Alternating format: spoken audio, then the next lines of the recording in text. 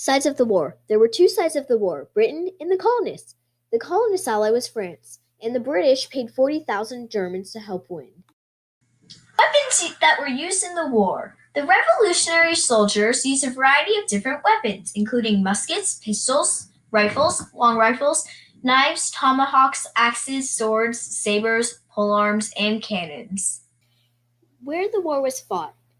The area of which the war was located was bad for Britain because the war was not on their land, so they did not know good hiding spots, and it took 3 months to get supplies to them, and another 3 months to even get a message to the king.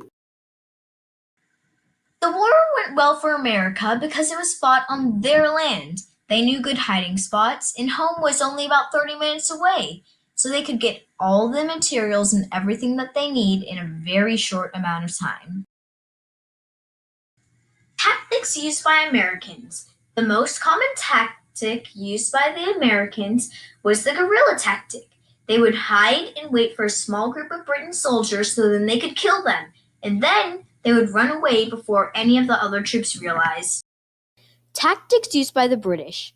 The British used linear tactics. They would all line up in rows next to the colonists. First, the first row would shoot, then while the first row was reloading, the next row would shoot, and by the time the second row was done shooting, the first row was already reloaded. Problems that Britain faced. First of all, Britain's soldiers were 3 months away from Britain, so it took 6 months to get the supplies that they asked the king for. Second, their only motivation was money. And third, they were easy to spot in their bright red coats. Problems faced by the Continental Army during the war. The Continental Army faced many problems. First of all, they had a very small army of only 15,000, and it was all made of volunteers, so they were not trained. Second, they did not have very many weapons. And third, Britain had the best army in the world. The first battle was the Siege of Boston. It was a month-long war between the Continental Army and the British. American forces sought to capture Boston and bring the surrender of the British Army.